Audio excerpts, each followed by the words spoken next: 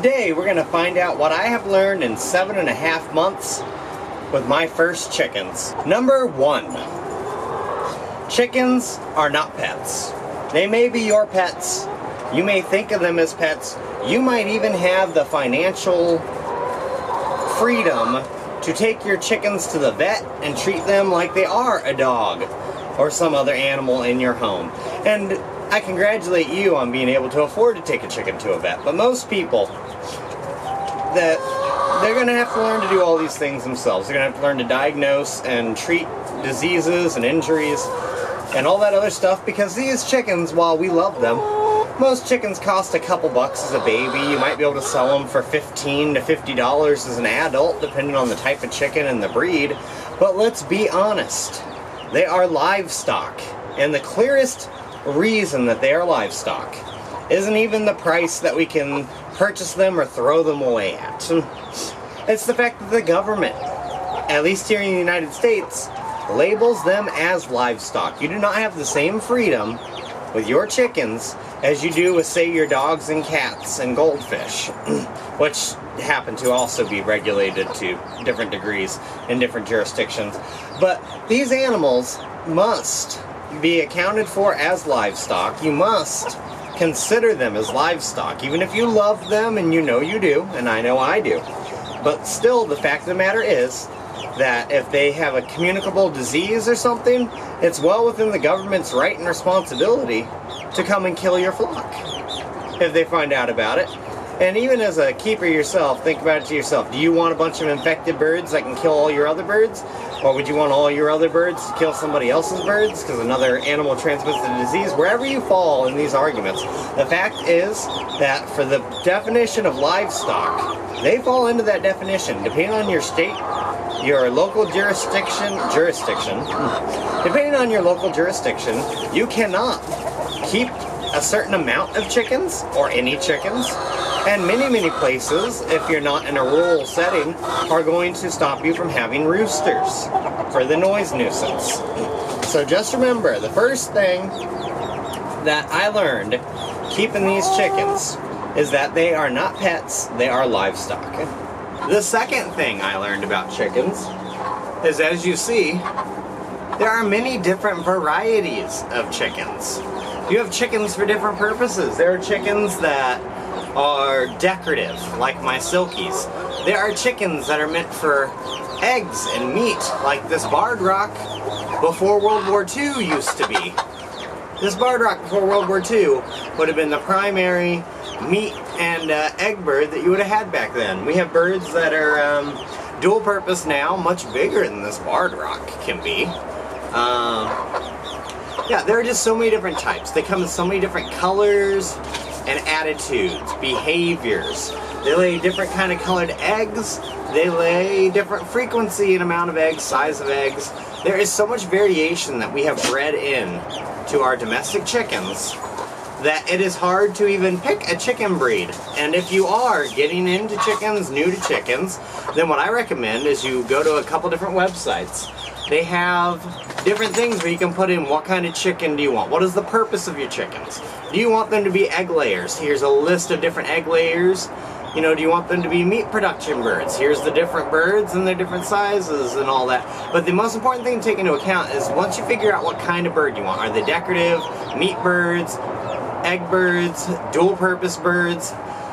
Do you want them to have certain kind of attitudes?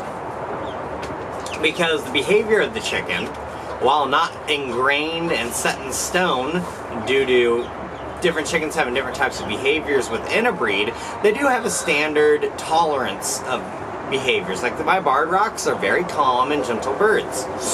And I didn't even have to hold them as much as I hold my silkies and stuff to make them this way. As long as I can get a hold of them, they're just sweet birds.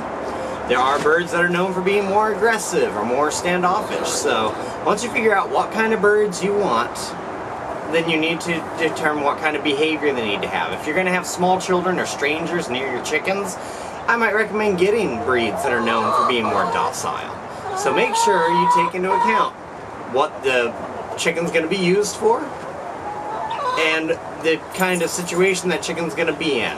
It's access to pets and animals and other people. So, that is the second thing I learned while raising chickens. The next thing I'd like to talk to you about chickens is Broody Birds. I had no idea that I couldn't just get birds and expect them to make babies. I always thought, you know, it's an animal and they're going to want to breed. But again, this is not a wild animal. This is not natural animals. These are domesticated and bred by humans. We made these different kinds of chickens. Now what I am holding is known as a silky chicken. She is very beautiful. She's white, she's fluffy, and these are also very good laying chickens in the sense that they will sit on eggs. So they're good brooders. They call them broodies. They're good broodies. They're good little brooding birds. They want to sit on eggs. They're going to sit on eggs. They will sit on nothing sometimes. So this is my first year with chickens. This is my first 7.5 months with chickens. This is my only hen that tried to make babies. She hatched out 8 chickens. My chickens are moving the camera. She hatched out 8 chickens, and she got 7 of them to live just fine. One of them failed to thrive, but she raised 8 of them out of eggs. One of them didn't make it the first couple of days, but outside of that, she raised 7 of them just fine until there was some predation issues. She still got 4 beautiful chicks that she raised. There are chickens in your flock, if you don't have one already, then in your future flock, that may not want to sit on their eggs. And if you want to breed more of them for whatever purpose, to sell, or just to not have to go buy more, or just to watch them hatch them out, or because you want to incubate them, the fact is, some birds do want to sit on them, some don't. Some birds want to sit on them so bad that you're never going to be able to get your eggs out from under them without a welding glove. Other chickens, they're quite happy to sit on the eggs. My Silky, for instance, when I go to get an egg out from under her and check it and I want to candle it and see how it's going, she lets me get it. And then she sits on the eggs again, she rotates them, she keeps them warm. But other chickens are not going to do that. Some chickens will not sit on the eggs, and some of them will probably fight you to the death to keep you from handling their eggs. So that is one of my other tips about raising chickens. Broodiness. So do you want your chickens to be broody or not broody? It's an important trait to figure out. The next thing I'd like to talk about is housing. The first thing that you're going to find out about chickens is how expensive it is to house them. This does not always have the tarp on the side. We're coming into winter and I just want to be prepared. But the amount of effort that goes into the amount of space for a set of chickens can be pretty outrageous for an introductory cost. You think when you go to a store and you see all these different prices on these little tiny chicken houses, and you think, oh, you know, that thing's like, you know, 10 feet long and it's like 4 feet tall, whatever. You think, oh yeah, that's going to be enough for my chickens. You're going to find out very quickly it is not. And for the most part, unless you have an abandoned shed on your property, you're going to end up spending a lot of money. I have to redo my roof here. I'm going to finally tie that down today, and I have another tarp to go off the end of there. But this alone cost me somewhere close to $2 grand with buying some things to do it, cut it with a saw. You don't have to use these 4x4s, and I need to put some more braces in my corners before the snow hits. But, you know, you're not going to buy a little $200 chicken coop and fit 6 to 10 chickens in there like they tell you. It is completely infactual. See, there he is, being the good boy, watching his chickens. That is a predator apron. It is meant to keep things from digging under the wood. I have not got one on the front of my chicken run yet, but that is happening this week now that they are inside full time.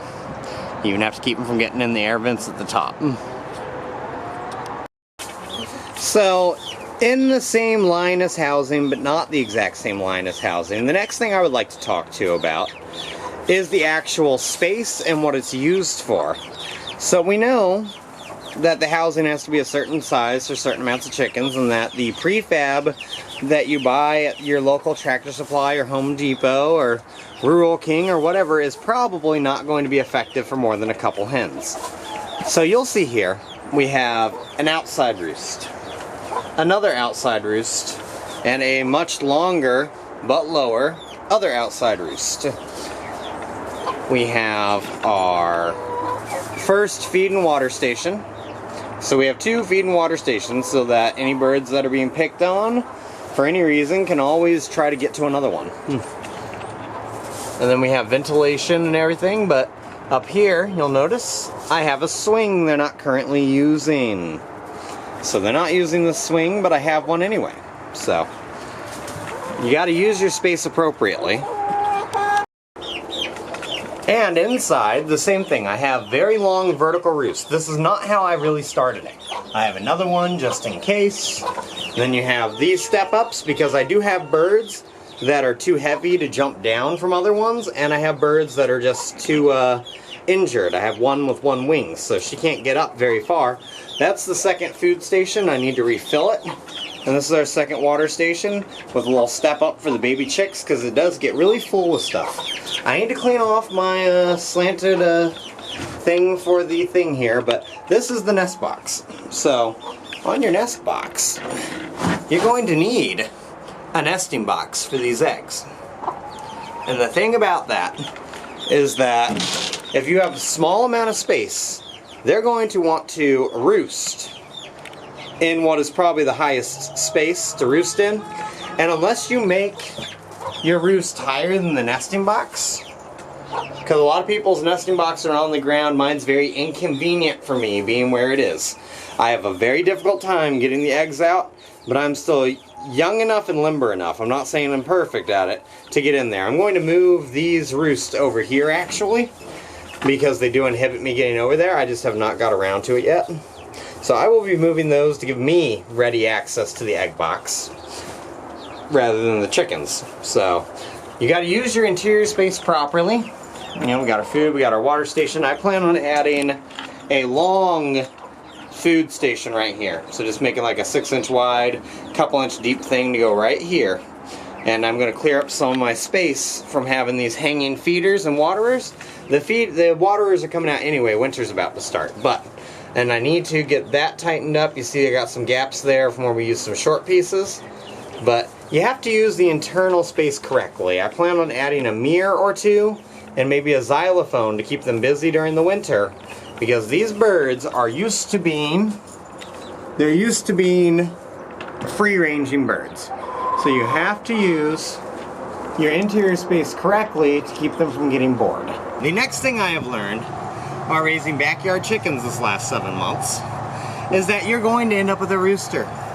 Unless you're buying hens that have already laid eggs from people, and then you can trust those people, there's a good chance that you're going to end up with a rooster. Now, roosters are problematic in a couple senses. They can be aggressive, they can be loud, and that's about it, really. So the aggressiveness can be towards your chickens, other roosters, your pets, people. And as far as being loud, that's more of an issue if you can't deal with it or if your neighbors can't deal with it. And my little boy Red here, he's great and all, but if I lived in a small area with a little house within half an acre of me, they might get tired of him. But he's not very loud. There are roosters that are better or worse than each other, but you need to know you're going to get a rooster, and they can be particularly difficult to get rid of. So that will lead us into our next topic. And for our last topic, it's culling, which is a clinical term used in place of, you know, slaughtering or murdering your animal. Now, you might not want to do it. You may not think there's a reason to do it if you haven't got chickens yet. But at some point you may need to, and not just because of their behaviors or the fact that you want to eat them. Your chickens are going to get injured, attacked, something will happen, some of them will have diseases or be sick. Things will happen, and sometimes the easiest thing to do is going to be to cull your animal. It's not only going to be financially responsible in most cases, But for the animal, the pain and suffering that these animals might have to go through, if you're not willing to do that, is extensive and way more detrimental to the animal and their quality of life than to our sensibilities. You know, we purchase these animals, we take them in. It is our responsibility to, if we cannot take care of them, try to find them new homes or be able to cull them. So if you're getting into chickens, you need to know that that is something that one day you might have to make the choice to make. It's more than likely that you will have to make that choice. Well, I'd like to thank you all for coming out here and learning about chickens with me. It's been 7.5 months since I got my first chickens from Tractor Supply, and I am not disappointed, even with the amount of things I've had to learn and do to have these chickens. So for one bonus thing, so we don't end on the note that we did end on, I recommend that you learn to use some of the best resources that I have. It would be either local chicken groups on Facebook Marketplace and other things. Well, not Facebook Marketplace, the group isn't on Marketplace, but learn to use your local chicken groups, because while you can get information off the internet about chickens in general, not all that information is meant for your region. So get on to your Facebook and find your local chicken groups, and get on to backyardchickens.com. I am not sponsored, but they have been my biggest resource, and I have made some of my best chicken friends through them. And it is a very valuable resource. So I recommend you check out backyardchickens.com, and you'll learn anything that I've mentioned and more going through there. So you all have a beautiful day, and enjoy your chickens.